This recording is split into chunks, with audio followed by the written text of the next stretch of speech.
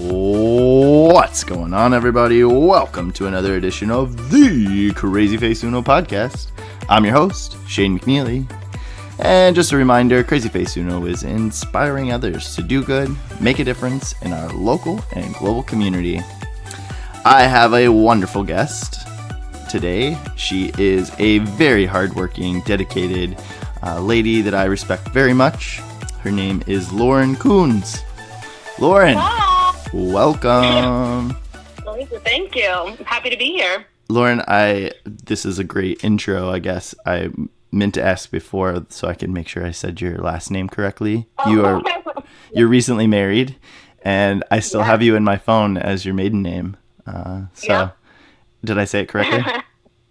It is, yeah. It's Kuhns. Kuhns. You said it. Yeah. Great. Yeah. My husband has a very German last name, and it's not the last I would have picked or kept. But, that's nice. Yeah. It's just, I guess it's the way it goes. I mean, nowadays you kind of get the choice to do what you want, if you want, you know. I know my wife, she actually made her middle name. She has two middle names now. So she made her maiden name one of her middle names. And then she took my last. Sister did the same thing. Yeah. She did the same thing. And she's still in, my sister, who's been married for 10 years, is still in my phone with her maiden last name. So with her, I know.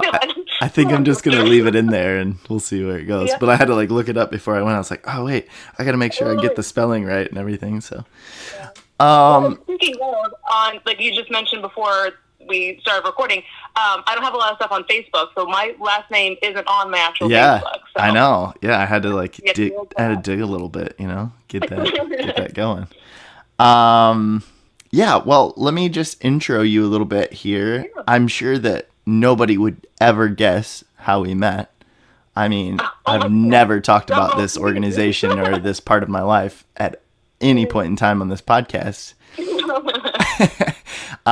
Lauren, you and we met for the first time at Invisible Children, a place that's both near and dear to both of our hearts, obviously, for many reasons.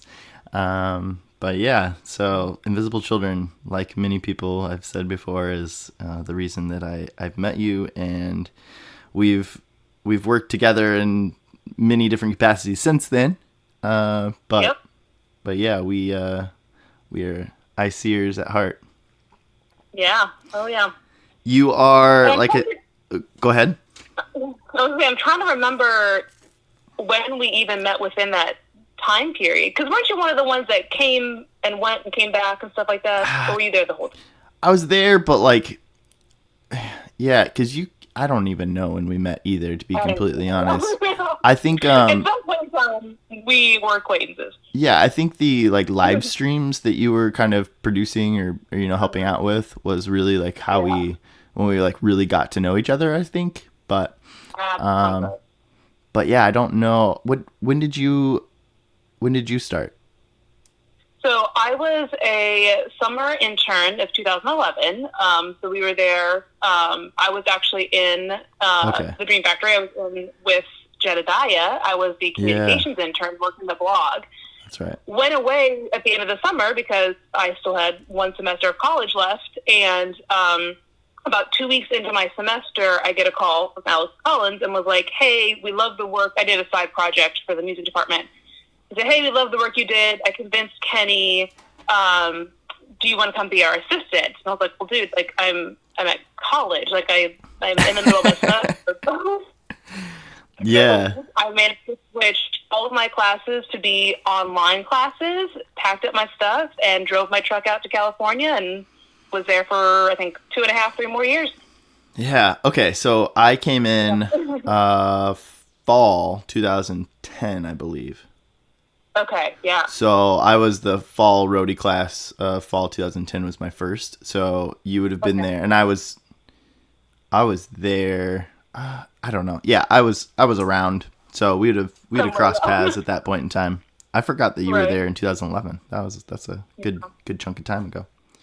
Mm-hmm. Lauren, I would love to go back even further than that, honestly, because I think that there's a lot of things. You and I have a lot of things in common. We're like-minded people in a lot of ways, and some of our college or like our education background and some of the conservative Christian school values that we both went to very conservative Christian schools.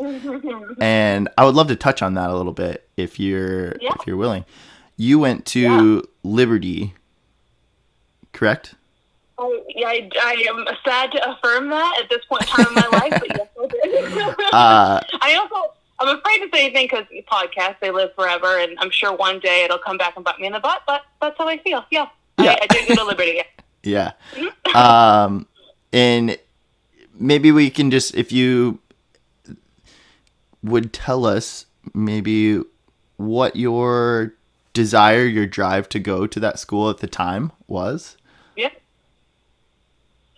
Yeah, so I when I graduated, it was always my goal to be valedictorian, and unfortunately, I was in third place. So it was not valedictorian, not salutatorian. So my goal was always be super, super smart.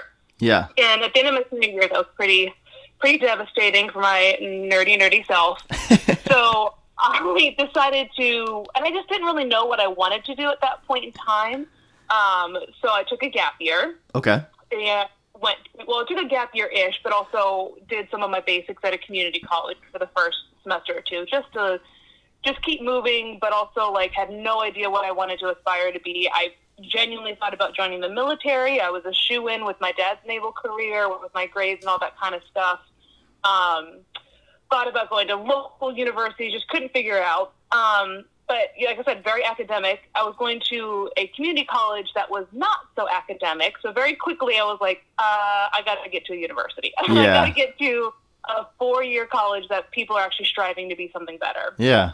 And it literally came down to my best friend, who's still my best friend to this day. She was going to Liberty University. She went straight out of high school. And she was like, just come up there, come be with me. Literally, I called to talk to somebody about the application process because at the time, my dad was going to transfer his GI Bill, the benefit that certain people in the military get, to me for some of the semesters. And so I called them, was like, hey, I'm a military kid. How does this all work? Yeah. Can I apply? And they're like, yep, we'll waive your application fee. We will waive your actual application because you have to do paragraph submissions of, I deserve to be here. Yeah. They waived everything. They gave me a huge discount because I was a military kid, and then the GI Bill. Wow. So literally I went because finances were really, really good. Still ended up in debt with college debt, but finances were much better than what they could have been, and my best friend was there. So Boom. It really wasn't based on anything. It wasn't based on anything super spiritual. I did enjoy that at that point in time in my life that it was, had a very academic focus. Like it wasn't a party school, obviously. There was no drinking, all that kind of stuff. So yeah. It was a little bit of a here and there, but mainly my best friend. Just being lonely. Yeah. And that's, honestly, it's more common, I think, than it isn't. Decisions to go to colleges based on, friends and just finances, honestly. And I've talked to a lot of my friends and even people that I went to school with that, Derek Griffey, who was on the podcast, he mentioned kind of the same thing. He's like, this was the only one I applied to. I got in, my friends were going there. I went, and he's in a different place in life too. What would you, for those that don't know about Liberty University, would you just maybe give a little information about it? And then I would love to, what was your major as well? Yeah. So Liberty is a predominantly Southern Baptist university in Virginia, and it is gorgeous. It's got a beautiful campus. They're expanding like crazy. They're a debt-free university, and it's they're building beautiful, beautiful things, and they do. They have insanely great academics. I got an amazing degree from there. Amazing teachers. Like it really is quite beautiful to be there. And, but for those of you who don't know, it was founded by a pretty staunch person with a lot of rules. And so there's just a lot of rules and contingencies with it, which when I was applying, didn't seem like that big of a deal. Yeah. I come from a military family. Not that my dad was, super, unbelievably strict, but he was strict. So I try to follow rules. Like, okay, so just, I can't watch R-rated movies in a dorm. Fine, I would just go to the movie theater and watch it. Right. You know what I'm saying? Like, Right. That didn't necessarily bother me. But yeah, so it's a pretty strict school. It's definitely grown in popularity, and with popularity comes controversy. So there is a lot that comes with it. Yeah, so it's a pretty strict school, but for the money and the location and the education, it boiled down to definitely being worth it to get the degree. I got a degree in communications. I got a Bachelor of Science in, if I could remember it, I never use it, public relations and advertising. I get it. That was my, yeah, and then minor in international studies. Okay. Yeah, nice. Yeah. I mean, Bethel College, now Bethel University, whoop whoop, moving up in the world, has a lot of rules as well. I mean, same thing, no R-rated movies, we had only open hours for girls and guys coming into the dorms, so guys were on Fridays, girls were on Saturdays. You could go to their dorm, they could come to ours on Fridays, we could go to theirs on Saturday, and then Sunday was both. Curfews, we had the whole shebang too. No R-rated movies, couldn't close the door, couldn't be under the same blanket, all of those types of rules that you would associate with a conservative Christian school. Yeah. I'll say though, I'm gonna one up you on that. I know, I was wanting you to. Yeah, I was like, we were never allowed to have guys and girls on opposite dorms. If a guy was helping you like move stuff in during move-in week, like literally you had to scream down the hall and make sure everyone knew that there's a man on the hall. You literally would yell, "Man on the hall," and walk up and down before he was allowed to walk in to bring up your computer chair or like whatever it is. I remember that there was open dorms maybe like once or twice a semester. It wasn't very often at that point in time. It'll be different now. But yeah, like we weren't allowed to get tattoos while we were in school. We weren't allowed to have piercings. Yeah. Like, I had gotten my nose pierced during the summer and then like got in big trouble when I came back and tried to like hide it with a clear retainer and stuff like that. Such a rebel. So, no, I had my lip pierced, yeah. So yeah, it was really, really strict. And if you got in trouble for breaking any of the rules, you got in trouble, you got financially fined, and then sometimes there would be like community service involved. That's what I was like, it was just a little, it was ours was social probation. That's what they called it. It was social probation, whatever that means. It was basically like a couple strikes and you're out kind of thing. But we didn't have some of that. Now, correct me if I'm wrong. Weren't there specific sidewalks? So that is Bob Jones University. Oh, okay. That's the one that is Bob Jones, and that's in Florida. Gotcha. I'm sure it's in Florida. I could be wrong. I don't know. But that was always like, we always like would compare ourselves like, well, we're not Bob Jones. We can walk on the same sidewalk. But during that, like girls could only wear skirts to class and guys could only wear ties to class. Right. They loosened it a little. But yeah, it was pretty just extra is all I can say. Yeah. And so you graduated, you've got your degrees. What was next for you? Where did you go after that? So I graduated and finished while I was still at Invisible Children. Right. So okay. That fall 2012 semester, I would be working in the artist relations department, would come home, do my homework online. Sometimes I had to leave in the middle of the workday to go. I had to Skype into one class, and so I had to do that. And then finish in that December, but we only have graduation once a year. So then I was still working at IC in the beginning of 2012, and then 2012 walked in my graduation ceremony, and then went back to California for another 2 years. Nice. Yeah. So Invisible Children. You were Jedediah Jenkins. If you're familiar with Invisible Children at all, you know exactly who we're talking about. He is a brilliant mind. He's a very brilliant creative.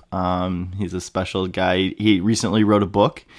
Was it To Shake the Sleeping Self? I think it's, It's a really good book. It's great. I would highly encourage you all to check it out and read it. It's a trip and a bike trip that he took down the down South America all the way to the tip, from Alaska. Is that right? Or from Oregon to Patagonia. From Oregon to Patagonia. Yeah.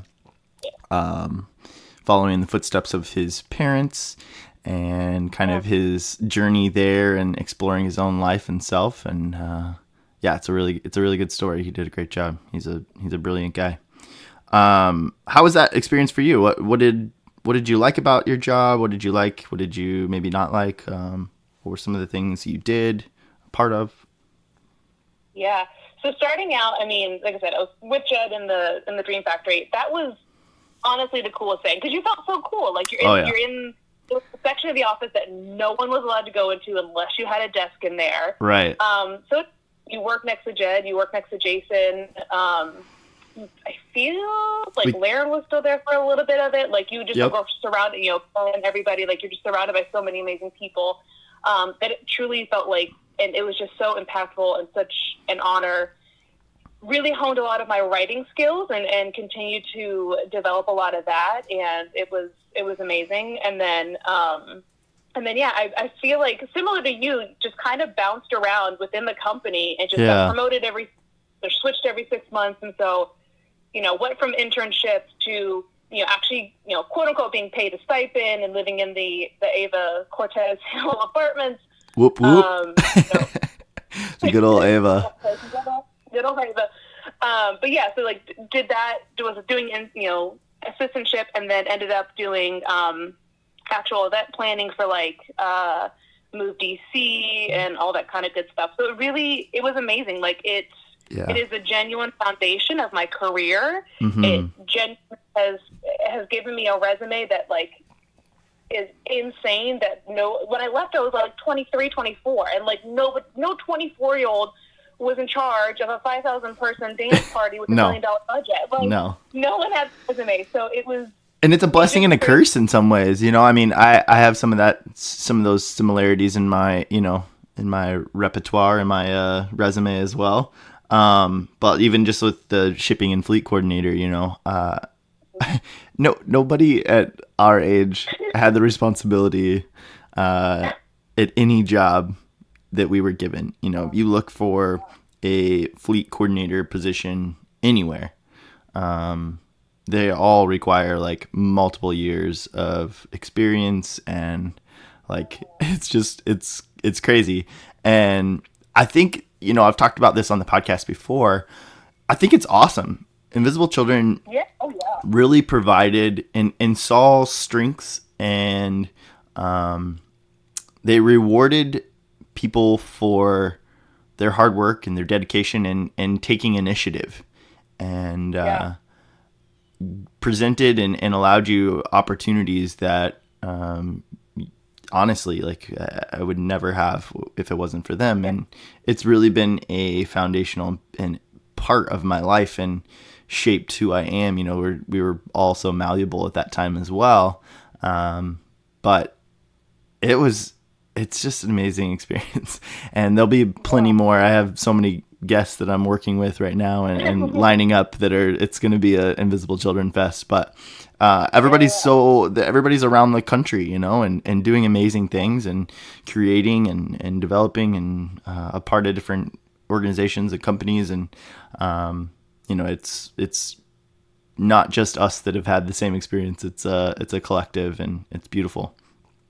Yeah, definitely. And Ben Kesey will always tell you that he did that. He's like, we trusted a lot of 20-somethings, a lot of big roles, but like that alone too, I think really developed and harnessed a lot of what I want to be in a leader, and when I'm in leadership positions. Like I want to put faith and trust in people that I see that hidden gemstone, but they may not see it yet for them. Yeah. And like it be produced with a little more rough edges, but it's only going to catapult them into something bigger and something greater. And so just working so closely with your freaking CEO and your CFO, and having them look at you, great, I trust you, go run with it. And you're crapping your pants and walk away. Yeah. It's an amazing experience. Seriously. I mean, being in charge of the vans, and I took that job on. I was an intern speaking freely, and honestly, I didn't want to make cold calls to people and tried to get them to allow us to come into their schools or places of worship or colleges. It was draining and exhausting, and I didn't want to make those calls. And so I started, kind of creating very roughly kind of organizing the vans and took responsibility of that. And that soon turned into my position there and getting our little stipend deal, getting paid somewhat, if you call it that, at Invisible Children, and the rest is history. But it's crazy. I agree. I want to do that as well as I hopefully grow and manage people, and I want to provide opportunity and provide that. I think the best, I think the buzzword nowadays would be like coaching, like coaching someone in the position they're in. It's not so much micromanaging. It's giving them the opportunities and then following up and being like, all right, what did we do? What was great? What do we need to improve? And giving people opportunities to be the best that they can be. Oh, absolutely.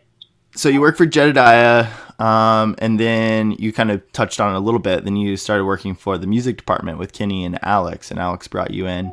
I started CrazyFaceUno at an interesting time. We found out that Alex had passed away, and the loss of Alex was big for a lot of people, and it impacted a lot of people, especially at Invisible Children and our group and his family, obviously.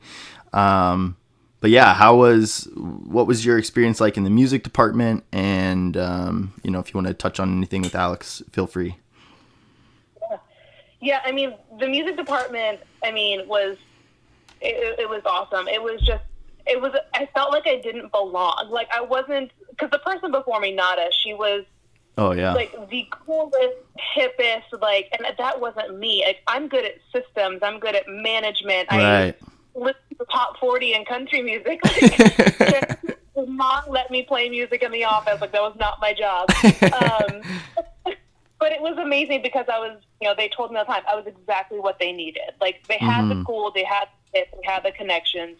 They just needed the organization. They needed the person who's going to push boundaries and implement new things to grow the brand, because the music department was kind of its own little thing. It really it stayed true to the mission of Invisible Children, but it was its own entity in a lot of ways.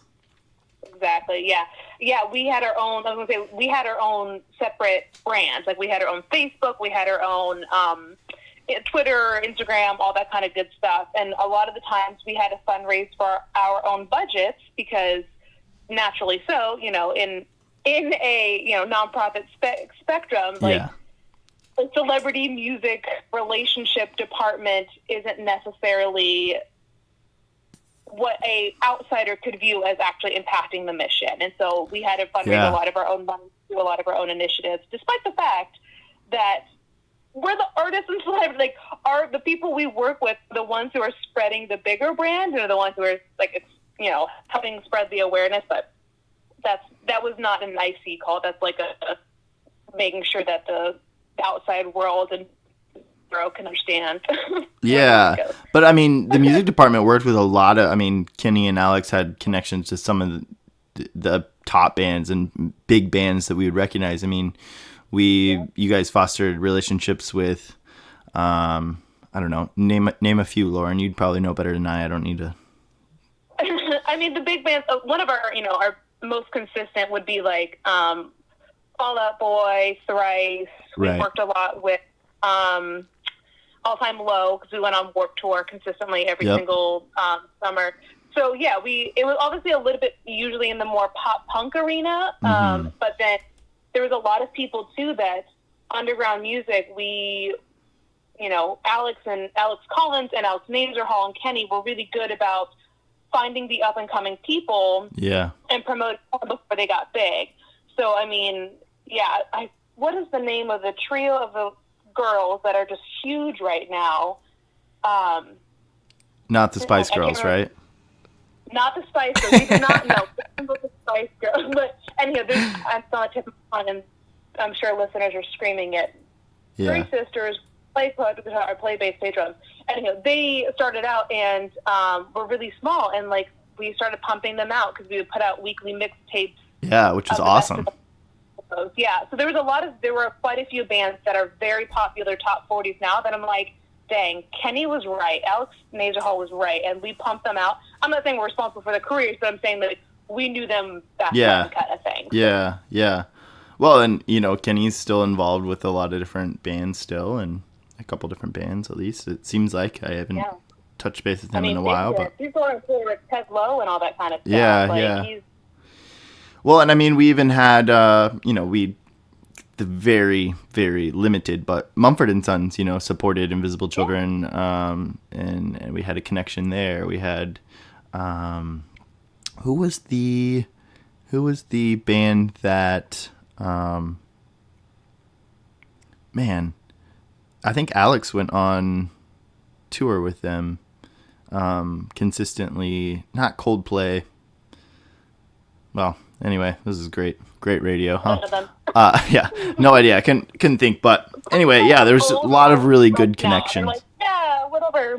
Yeah. Yeah, that was really cool. What part did you play, really? I mean, you said like the organization and logistics. Were you just kind of helping organize the tours, or what all exactly?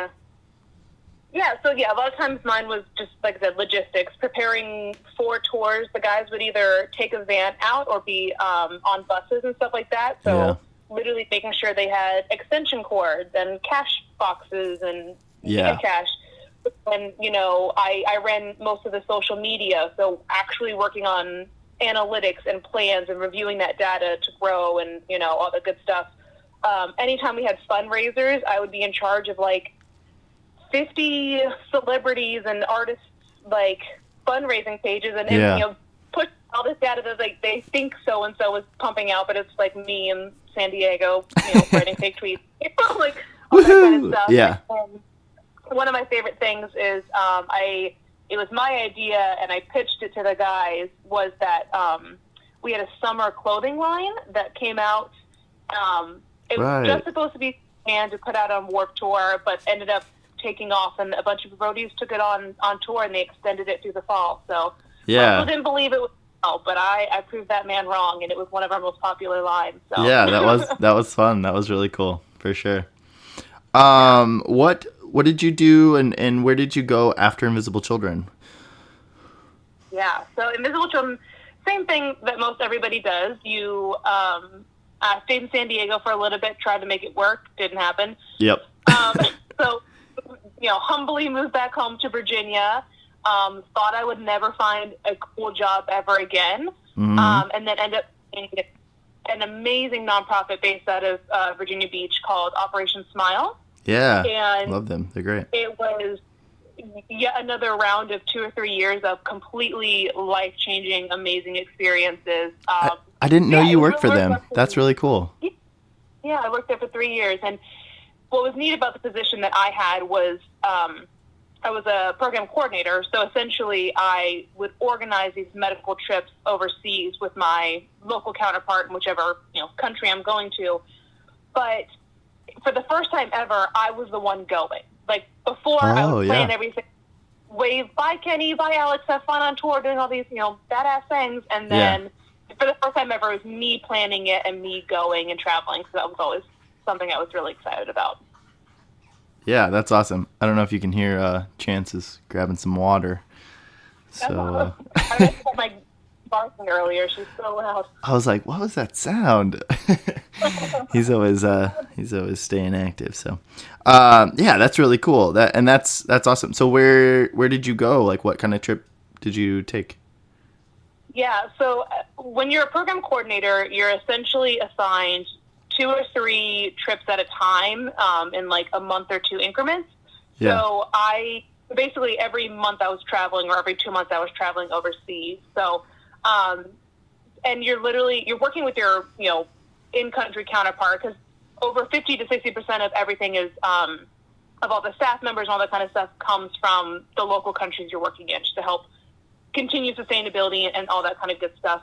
But you would book travel, you would book hotels, you book food, you would get everybody's visas, you get everybody's, international medical licensures, because just because you have a U.S. Medical license doesn't mean you can go work in Ghana, all that kind of good stuff. I traveled all over, mainly Africa and Southeast Asia, so Cambodia, Vietnam, Philippines, Ghana, Morocco, Madagascar, it's all over. Did you have a favorite or a few favorites or a few places that really stuck out to you?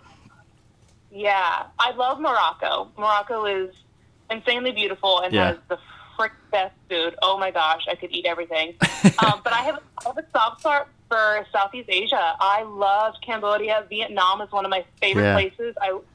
Every single person I encountered, whether it was a coworker or somebody on the street, was just so sweet and so kind and lovely. Love the Philippines. I grew up with a lot of Filipino friends, so that felt very, and knew what to expect when I walked into the country for the most part. And so, I just love it. Yeah, when Dana and I went to Thailand on our honeymoon, and we were talking about that one before we left, we're like, man, we should come back and go to, Vietnam and Cambodia and travel some of those other countries too. We really loved Thailand, and we loved that experience. It was really great. We want to get over there someday. So. Yeah, definitely. I highly encourage anybody. Tickets are usually relatively-ish affordable for international travel, and then once you get in country, oh my gosh, it's so easy to do it on a budget. You get a pick almost. You can kind of pick how you want to do your vacation. If you want to go super cheap, you can do it super cheap. If you want to splurge, you can totally splurge. You've got the best of both worlds. So. Sure. And especially nowadays too, I think it's pretty easy to find healthy and sustainable and respectable ways to do that. It is really easy to find somebody local that says, "Hey, point me in the right direction of the right hotel where I'm not part of something I don't want to be a part of, or continue a cycle that's not healthy for your." It's so easy to find the spot. Absolutely. So you worked with Project Smile, is that right? Smile. Yeah. So you work for them, and then where did you go after that? You said 3 years there. Yeah. So I worked for Operation Smile about 2.5, 3 years. Towards the end is when I met Charlie, my amazing husband. I knew he was coming along here somewhere. Yeah. And so probably it would have been my last year with Operation Smile, because I met him and we eloped within the same year. And then only a few months after that, I left Operation Smile and started working for the USO, one of their regional offices in the United States. Nice. Yeah, because Charlie, your husband, he is in the Navy. Is that correct? Mm-hmm. That's correct. Yeah, so you guys have moved quite a bit. So, yes and no. I'm a Navy brat, so I moved 14 or 16 times prior to that. Gotcha. Charlie and I have only moved once together, so that was just down here to Florida. Yeah. But that was the reason why I had to leave Operation Smile, is we had orders to go to Italy, so we thought we were moving to Italy. Ooh. Quit my job, started preparing, and then they said, "Just kidding, you're staying here in Virginia Beach." So then that's when I was like, I need to just change the scenery anyhow, and picked up a job with the USO. Yeah. What was that experience like?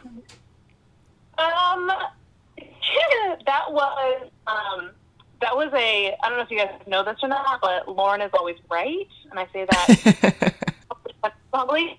I worked for 22 years. My dad was in the Navy for a very long time. I told Charlie, when we elope, because the reason why we eloped, because he had orders to Italy. So in order for me to go with him on a financial budget, I had to be married to him. Yeah. But I told him, once we get married, they're going to cancel these orders. They're going to say, no, this was orders for a single sailor, not for a family. We don't have that in the budget. No. And he was like, no, they'll keep the orders. It's fine. It doesn't matter. And I'm like, okay. So we eloped. And then that week, he, informs the Navy, I'm now married. Here's all this stuff. Italy gets wind of it. And they're like, yeah, no, bye. You're not coming here. It was a I told you so moment, and the first week of marriage, so it was just I just smile at him, and you're like, okay, I see now that you know what you're talking about. And I'm like, yeah, I do. I've been down this road before. But that had to be kind of disheartening, though, too, a little bit, right? Yeah, it was. We were really, really looking forward to it. He was really excited about it.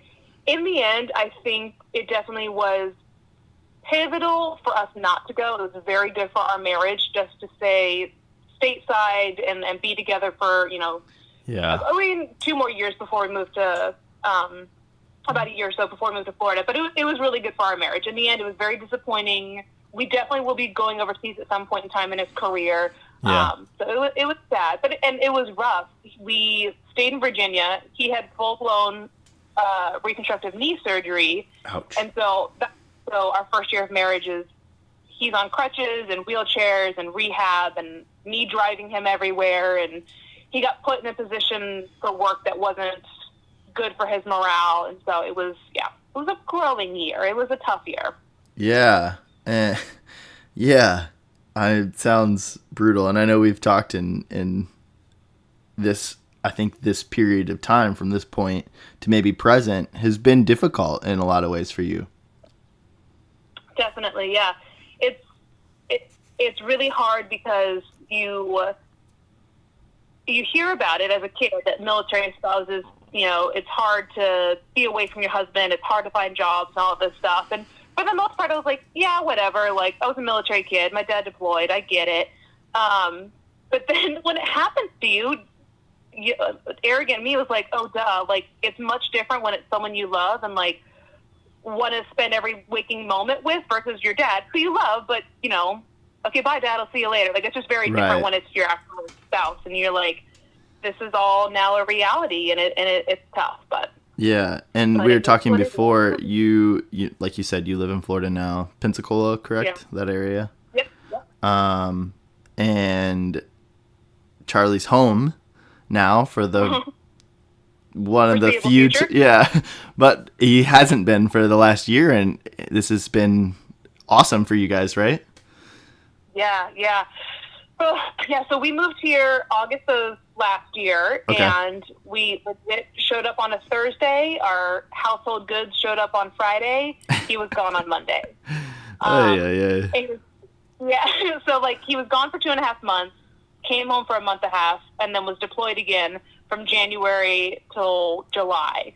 So I have lived here for a full year and, like, basically have been doing it by myself. Like, me and the dogs, no friends, had to make friends on my own, had to find, jobs where I could, and the job market here is not great. And so it's been really, really tough, but he's home now, and so we're readjusting to being around each other, and like I was saying earlier, our idiosyncrasies, like who leaves the plate in the sink and who does this and who does the chores and all that kind of stuff. And I don't know. I feel like I've been doing this on my own for a year, so he freaking needs to be doing it himself. Yeah.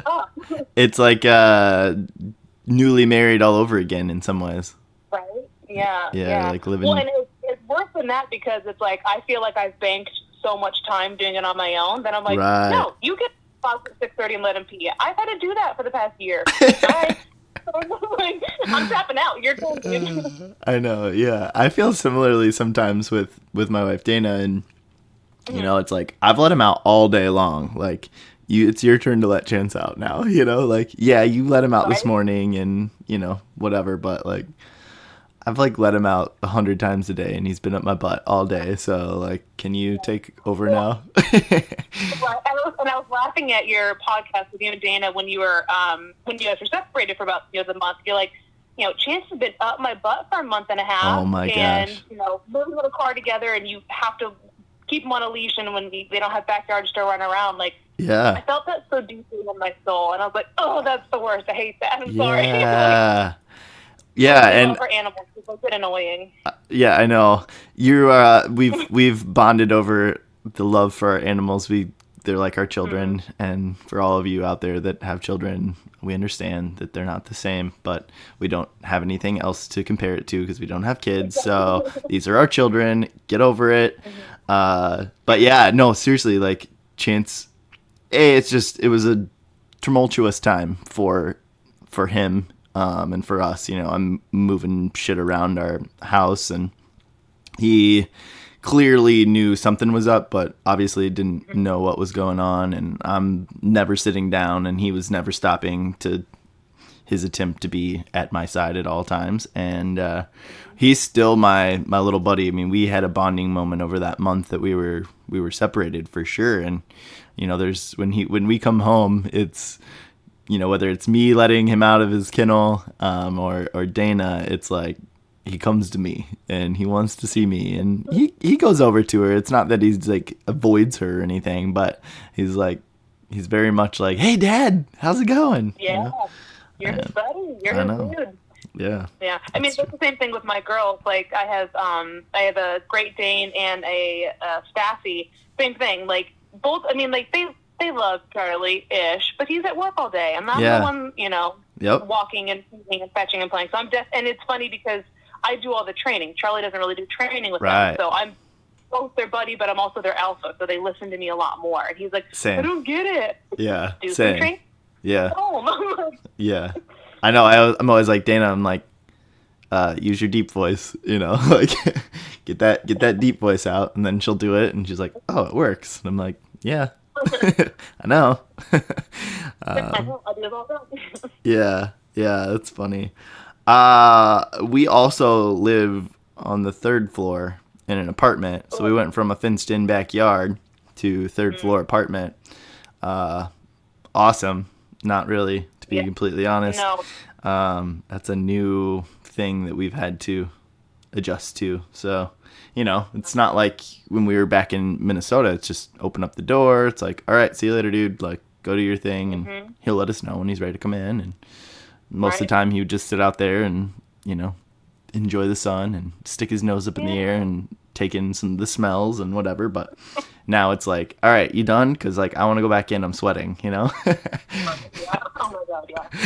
Yeah, it's the same thing. We went from a 1/4 acre backyard where they could just run around and be free to our backyard is a couple feet. Like, it's teeny tiny. We can let them out to pee, which is nice, but still, like, they don't get to run and get that energy out. And so, yeah.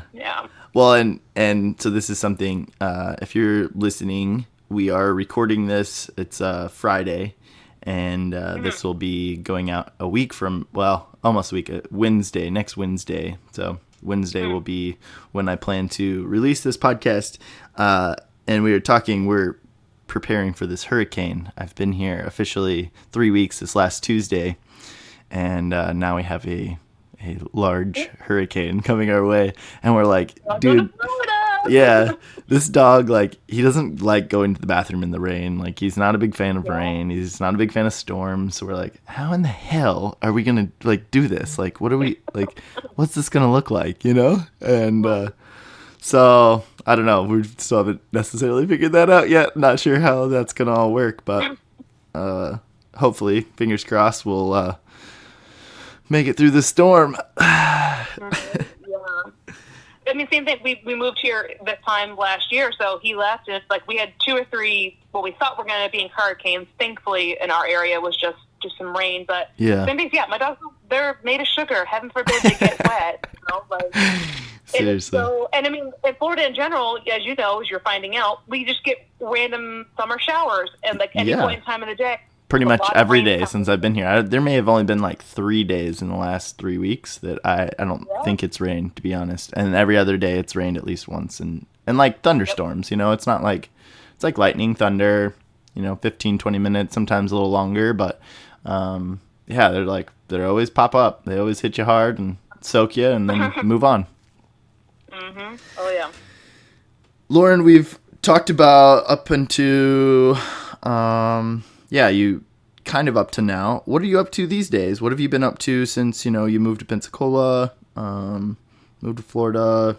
What's been on the docket? I know, I mentioned that, marriage-wise, it's been difficult, with being kind of by yourself, but we've had some conversations, and it's been difficult just finding, value and purpose in some ways, and figuring out,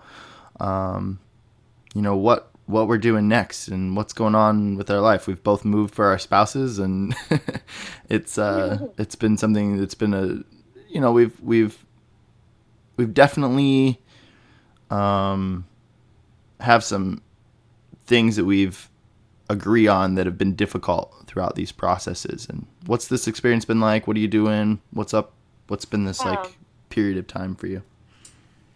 Yeah, it's been interesting. I feel like it's a season of self-discovery kind of thing, but also in the sense of like, I went from being this, highly independent woman, paying all my own bills, having a really cool job. When Charlie and I met, I made more money than him, and it was really, really cool, and that's what he was, really attracted to. At the time owned my own house. Yeah, had this really cool international job, all that stuff, and so to follow your spouse to a location where you don't know anybody, and then they up and leave within 72 hours, so you can't even make friends together. Yeah. It's been difficult.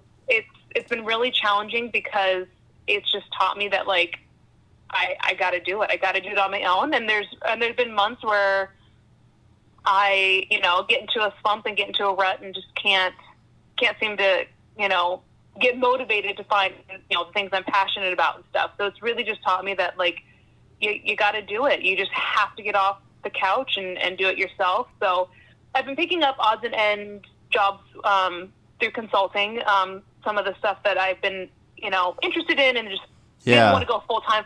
It's not available in Pensacola, so I'm having to work for a nonprofit out of state or whatever. And that's actually, as you know, for those who don't know, that's where Shane and I our mutual friend Susanna. We lost you there. There was a little breakup. So that's how we met. Yeah, or that's how we like reconvene kind of and our friendship. Yeah. Yeah. To our mutual really good friend Susanna. I always say Susanna's like my fairy godmother. Yeah, same. At the right time with the right job, and always. It's the right price, and yeah. So, did some work for a couple months at the end of last year for IJM. International Justice Mission. Yeah, reconvened with you in Texas, which I think we both can laugh about it now. Yeah. When I knew that Shane was coming. I knew that Shane was going to be at the event, and I'd been there for a couple days already. Shane walked into the room, smiled at me and waved, and I was like, oh, that's a really nice gentleman. Like, okay, hi, bye.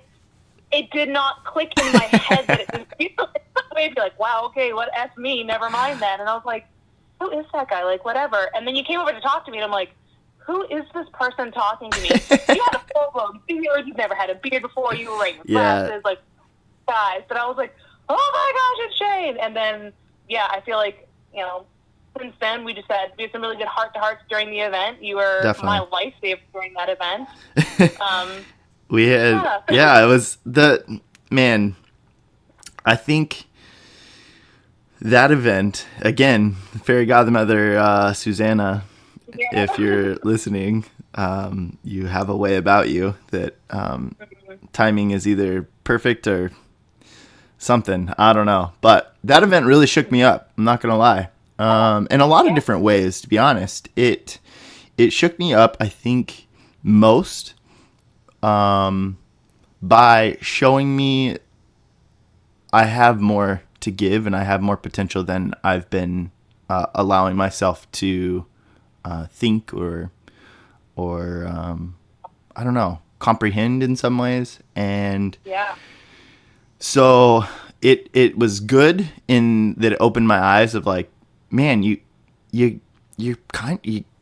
know some stuff, and but then also going back to working in special education, which is, I love my job. I loved it. It was great, but I was just another person, and I was just an employee. I didn't have any say. I didn't have any, it didn't matter what I thought, to be completely honest. It was, go with the flow and do whatever. And very thankless job in a lot of ways. And not that that's the be all end all, right? Like I don't need somebody to fluff me up every 2 seconds. But I went from being valued and respected to, I'm just another person, and that was difficult in a lot of ways, and it really messed with my head. It really shook me up. I was dealing with a lot of my own demons at the time too, I think, and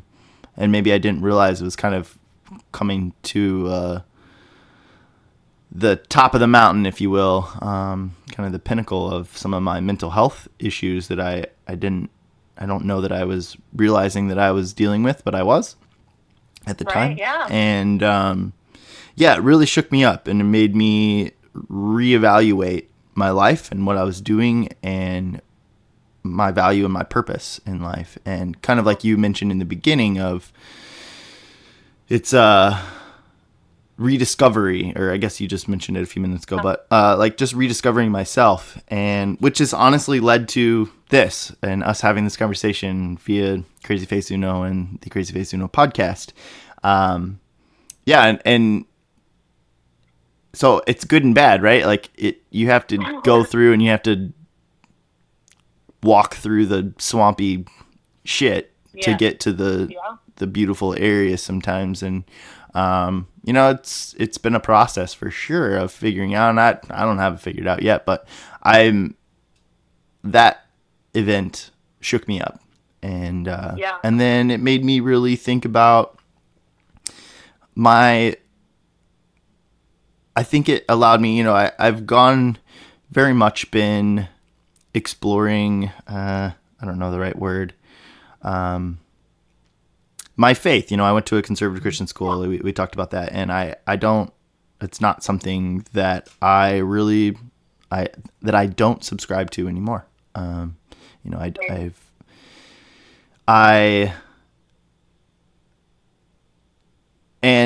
IJM, International Justice Mission, is a Christian organization.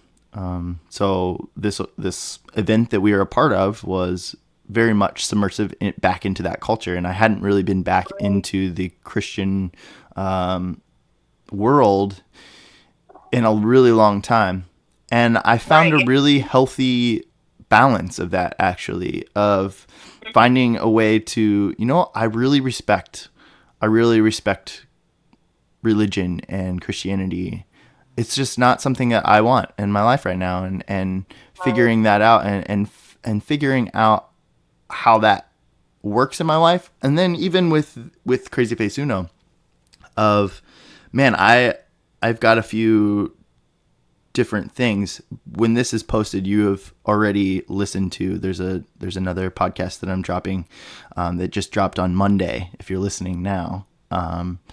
Monday, and Jonathan Moya, he started a organization called Border Perspective, and I really want to work with him. It's got a Christian base and a Christian foundation, but I love what he's doing, and I love the heart and the mission, and that's not going to stop me from being a part and taking part, and to partner with him and to associate CrazyFaceUno with that. I think that being a part of that event really allowed me to see that you don't have to separate these things, that they can be the same and they can be together. That was a really choppy maybe way of saying that, but externally processing some of this as we go. But yeah, I really value a lot of that, and it showed me a lot about myself and a lot about things that I care about, and a lot about how to kind of meld those two worlds together and be a part, and to care about the mission of something, but not fully subscribe to everything that they're doing. Right, yeah. And I would say, like, as you're talking, I'm like, this is the exact same thing. Like, it shook me up. It really put me on a new path of discovery. Like, I came home, I finally started doing things that, like, I had always wanted to do, and just, I guess, let life happen instead of me, like, attacking that life. Like, started going to therapy finally. Right. Like, started, like, seeking out different types of jobs, and one of the big things I'm working through in therapy is my religious background, and just not subscribing to the way it currently, for the most part, not always, but for the most part, is working and what they believe and stuff. And so it's the same thing. It's been a really interesting discovery of, like, just going from literally being so ashamed of being associated with some of this stuff to, like, okay, but this is what I believe. When you boil it down, these are the bullet points that I believe. Yeah. But the acts and the practices and things that are happening is not what I subscribe to. So just finding a new journey and realizing that both can coexist, and you're going to have to find, like, I don't know. I feel like I'm rambling now too, but like that's one of the things I've been talking with therapists is like believing in this certain thing, but then also learning that it's going to look differently. Like I don't foresee myself ever going back to a 4-wall building church and doing that kind of stuff, but I see myself loving the idea of community and working together and Absolutely. just bringing in all faiths and bringing in all types of people. And like I come from a multiracial family, and I say like I'm a purple in a sea of red and blue. Like I'm not liberal, I'm not conservative, I'm right in the middle. But I have Black brothers who I genuinely worry about. Yeah, genuinely absolutely.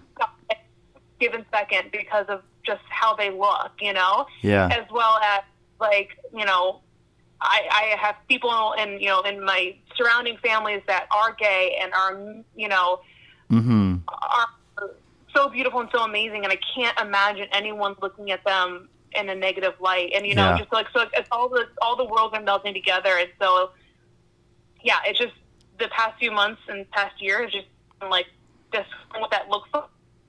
Breaking away a lot of the hurt and the stuff that I've experienced, but then like finding new from new experiences and new paths and that kind of stuff. So yeah, I feel you. Absolutely. And that's what, if you're listening, if you're all listening now, I'm going to plug the podcast that's right before this one.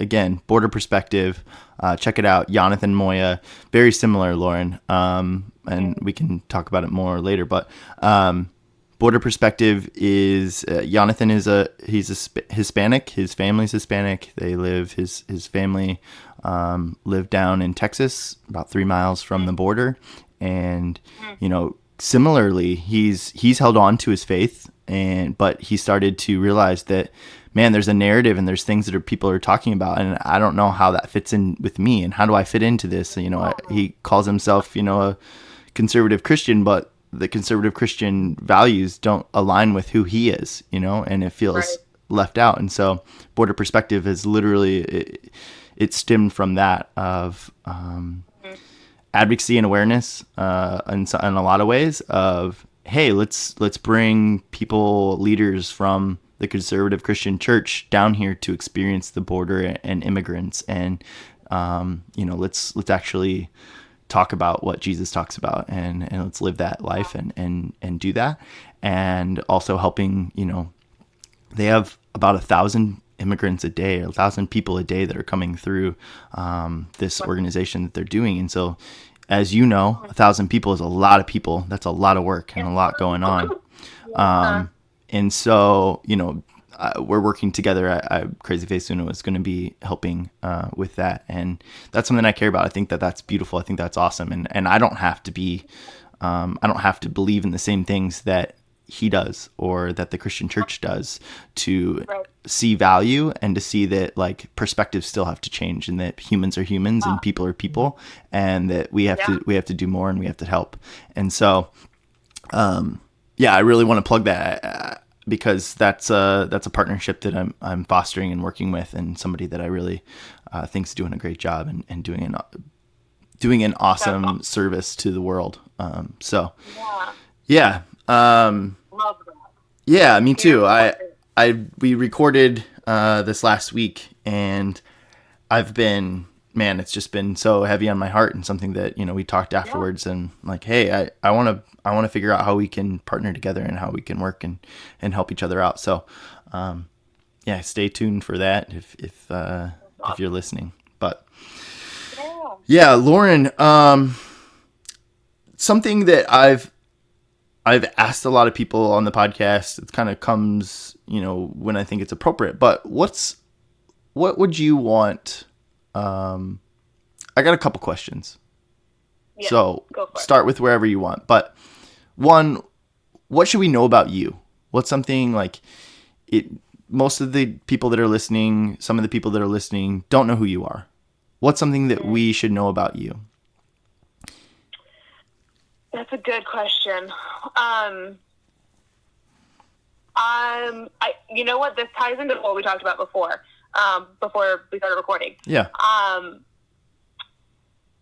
I am living a lot of my life offline now. Yeah. And I was like, because normally, Shane does research and he's like, I couldn't find anything on you that I didn't know, or like, you just don't have a lot of things. Yeah. And not just for my own mental health. Like, I've deleted a lot of social media apps off my phone, don't spend a lot of time on those things. But I've also, like, in this chaotic world of everything can only be A or B, it's black or white, there's no gray areas, like, just like insane yelling match that we live in. Yeah, hate that. I hate it. I don't engage. I don't post about anything I believe or don't believe. Don't comment on things. I don't get involved. I don't search those things out. I live my life in a way that, like, I'm with people. I'm with the situations. I'm showing my love. I'm doing what I need to do offline. And, like, if I'm on Instagram and I see somebody's story that's, yelling at me that, like, if you don't post about this, then you don't care about this injustice and yeah. I mute them. I'll come back to you in a few days. I'm not burning that bridge, but I don't subscribe to that. Yeah. I think as a human being, if you want to care about one singular issue and be all in on that issue, good for you. It doesn't make you, if you, like, my family, we adopt. Yep. We have adopted domestically 3 times now. Yeah. And some people really care about international adoption. I don't care either way. Like, if you are living your life in a way that influences your sphere in the ways that you can, good for you. It does not make you a bad person for adopting internationally, and you're not ignoring the kids here in America or whatever. Right. Right. You can care about more than one thing. You can care about one thing. Like, however you were created and designed to be, as long as you're living truly and as long as you're living fully, good for you. That's, and that's just how I live my life now. Is you're not going to see me posting about all of this A, B, and C injustices. I'm going to call my senators. I'm going to write letters. I'm going to make friends and be friends who I need to be friends with or want to be friends with, and affect my community around me with my actions and with my words and with my love. And, being in a military community, a lot of people are conservative. A lot of people are, I don't want to list any issues, but a lot of people are very, very conservative, and I'm not that, but I'm still friends with you. And if absolutely. come up, I smile, I nod, I give a small opinion. If it starts to get heated, I'm done talking about it, and I let you trail on until it's gone, kind of thing. I just don't have time for that nonsense. Absolutely. And what it sounds like is, and this is something that I'm actually doing as well, but minus the separating myself from social media. I just don't post the crap like you. Hell yeah, good for you. Like, way to go and way to take charge. You're taking control of your life. And that's something that I'm really doing as well, of saying, like, I'm the boss of me, and I get to decide what I like, and I don't want to have there's a quote I wrote down, and I actually put it on my mirror. I've never done this before. I put a little Post-it note on my mirror. And it says, don't let other people take your power. And of influencing me, whether that's I'm driving down the road and somebody upsets me and I get upset at them, like, I'm giving them power, and I'm not going to do that anymore. That's mine. That's my right to keep and hold on to. And I'm not going to do that anymore. I'm not going to be bullied into things. I'm not going to be manipulated into things. I'm going to stand up for myself, and I'm not going to apologize for things as much anymore. That one's hard because that's a habit that's rooted deep within me. But yeah, I'm taking control of my own life, and it sounds like you're doing the same, and that's good for you and awesome. Like, you should. And the other part is, absolutely, we don't live in a black and white world. We live in a world that's technicolored. It's multicolored. There's many shades of gray. There's many shades of green. There's many shades of red and blue and black and orange and whatever. Name the color.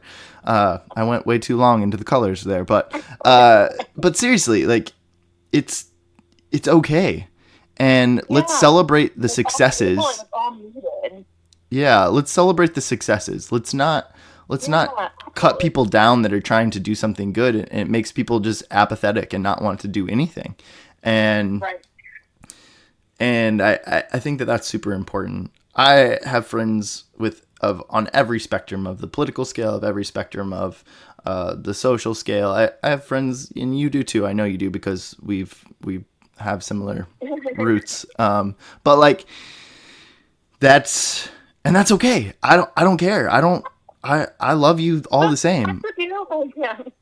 Like, I'm tired of this, like, because you believe that, I can't associate myself with you. Because you believe that, like, I can't do anything with you. Or you're bad because you did this.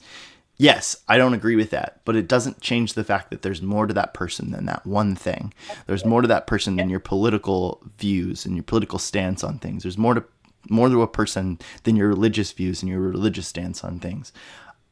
If you respect me, I'm going to respect you, right? And it's fostering a relationship of respect, and I think that that's so important. For sure, because cutting people out and you know, if someone is truly toxic, obviously you need to take action as needed. But like, cutting everybody out just because they have a differing viewpoint on one or two things is not going to move any progress. It's not going to. It's not going to heal anything. It's not going to. You know, it's as dangerous as yelling at people online. Like, it's creating an echo chamber of just the same old shit. And now you're not challenging yourself. You're not challenging your own viewpoints. And, you know, and Carl made a good point. Carl Stevens, you know, he was on, and he was talking about how he was trying to change people's minds, you know, and like have these conversations, and how he's like, I don't want to do that anymore. Like, it's okay for me to like believe what I want to believe, and to just put my time and energy into the things that I care about.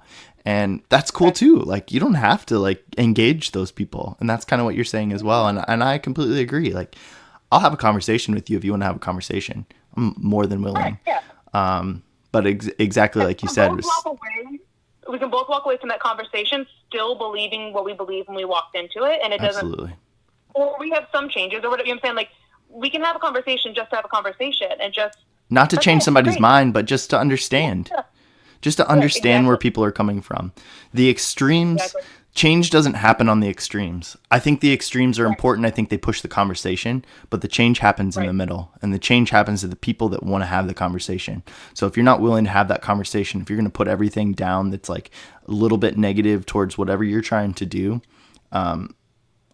I urge you to really reconsider and to reevaluate the way you're taking on those conversations and those people and those things that you care about. They are important, but let's have a conversation about it, and have a civil conversation with respect and dignity and love. And at the end of the day, if you don't agree, you don't agree, and that's okay. It's okay to have a differing opinion. I can have a different opinion than you, Lauren, and that's okay. And you can have a different opinion than me, and that's okay. Yeah, exactly. I'm like on my soapbox. I love that you brought that up, because that's something I care about so much. Yeah. And then the other question I had for you, Lauren, you have shown us that you've been living this life of care and love, and you know, you have this empathetic heart. I know this of you. Where do you think that came from? What about you has, or what have you gone through? Where did this idea come from? Has it always been something that's part of you? It's something I've asked myself this question, right? My mom's told me stories about when I was a little child, about, well, you've always said you wanted to be a missionary growing up. You know, you wanted to go to Africa, or you wanted to do these different things. And I don't know where that came from, but obviously it's part of who I am. And my buddy Sam, my best friend, he mentioned the same thing. Like, yeah, my mom's told me stories of like, I went to the library and picked out, you know, books on slavery and justice and whatever when I was younger, and these types of books. Where did that come from? Where's your heart? Where did this heart for others and heart to care about the things that are going on in the world come from? Yeah. I mean, same thing. Like, I part of it has been inherent in me, just I think how I was created and designed to be. My parents have always said, like, when I was a little kid, on my birthday, I would open my gifts and immediately offer it to my siblings. Do you want to play with it first? Even though it's like the Barbie that I wanted for months now. Yeah. I look at my sister, hey, you play with it, kind of thing. That since has very much changed. I've learned to. Yeah. Well, that's like taking control of your life. That's kind of like what we just said.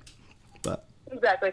But yeah, besides that, I mean, it definitely came from my upbringing. We adopted my little brother Kevin. I was probably, I want to say I was like 2.5, 3 years old when we adopted Kevin, and he was 10 months at the time. Yeah. And he is African American. Yeah. People love to be like, "Where are you from?" And he was like, "Maine." And like, people like, "Where are you from?" And he was like, "From freaking Maine, like the whitest part of America." Yeah. Like, I'm from Maine, you know. But so I think that part of it, just being exposed to how people treated him, and like growing up with, you know, a sibling of a different race.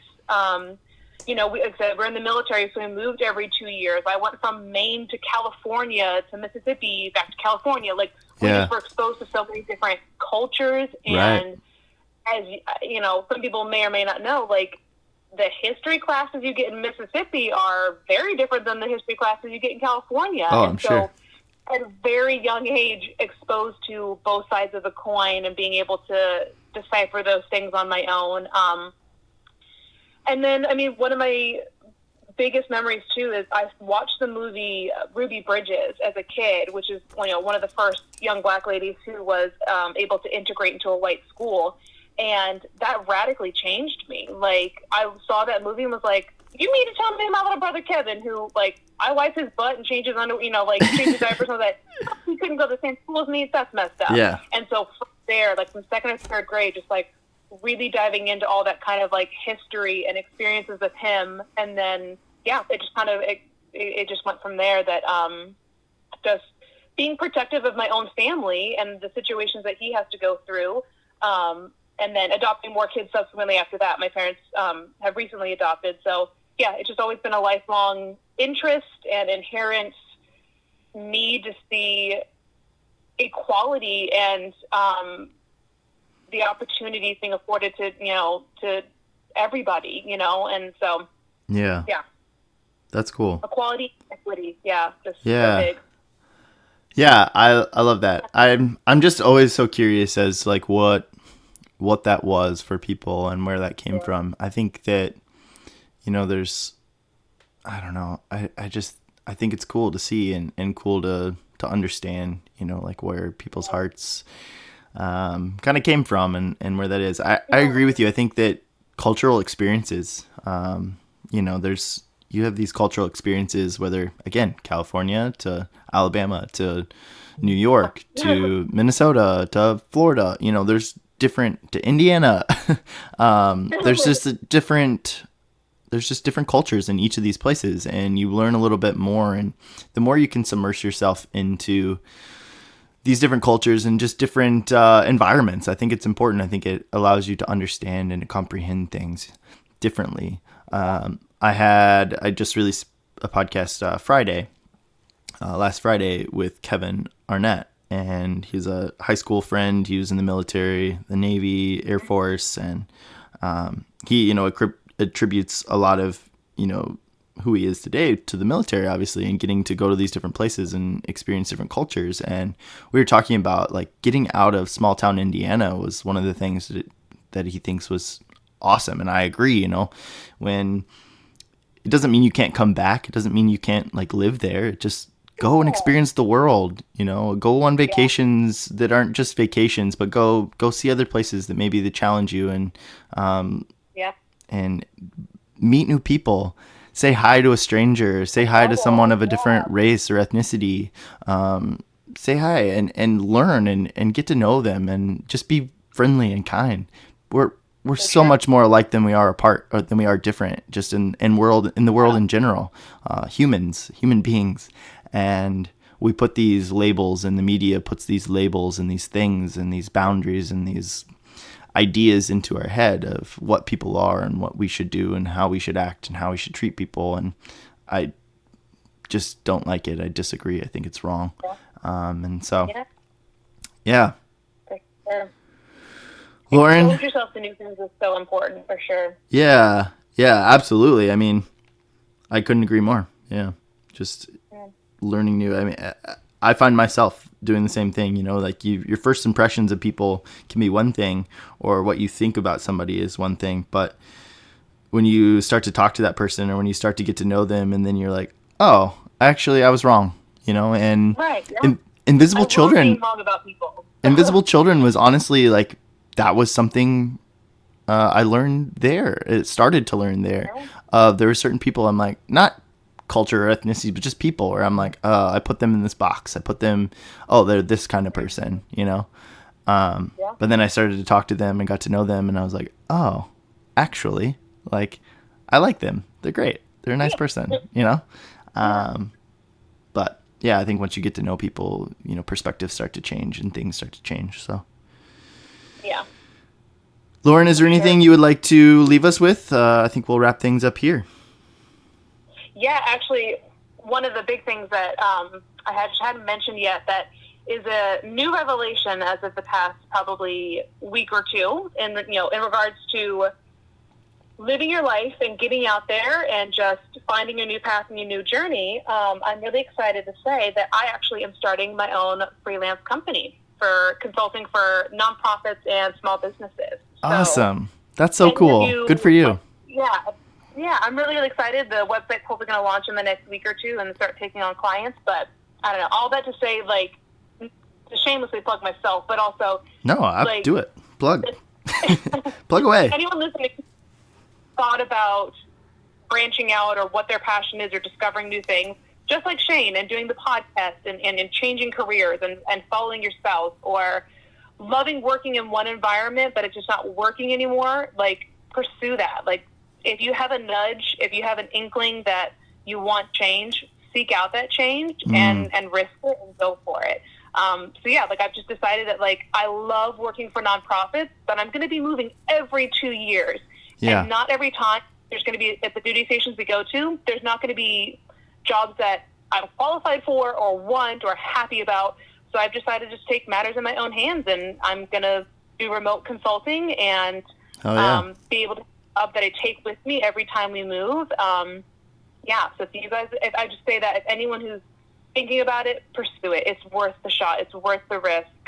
If you have a good inkling about something, listen to yourself, trust yourself, and go for it. Awesome. What is your company? What's it going to be called?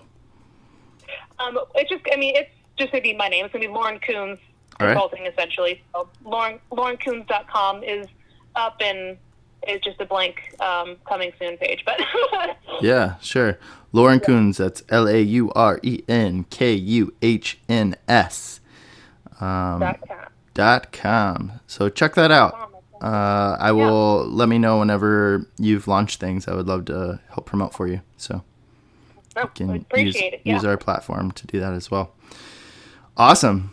I completely agree. Follow your heart, follow your passion, follow the things that you love. A quote that I've held on to recently is follow your passions and money will come. And have you listened to any or have you do you know who Gary Vee is? No. I'm going to send you a video when we get off the podcast here, and it's going to be great. You're going to love it. It's rocked my world. I've written multiple pages of notes from like an hour video of him speaking at a conference, but it's great. He's really inspirational and gives a lot of really great advice. So check him out. Cool. Yeah. Sweet.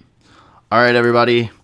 Lauren, thank you so much again for being on the podcast and sharing some of your story and your life with us. Excited for you. Check out Lauren Kukns, LaurenKuhns.com, and be looking for, us. We'll promote that as well whenever you've got things launched. So thank you, everybody. Thank you for tuning in. Thank you for listening. Remember, do good, make a difference. It's important. Learn other people's perspectives, and let's do some good in the world. Love you guys. Thank you so much for listening. Peace.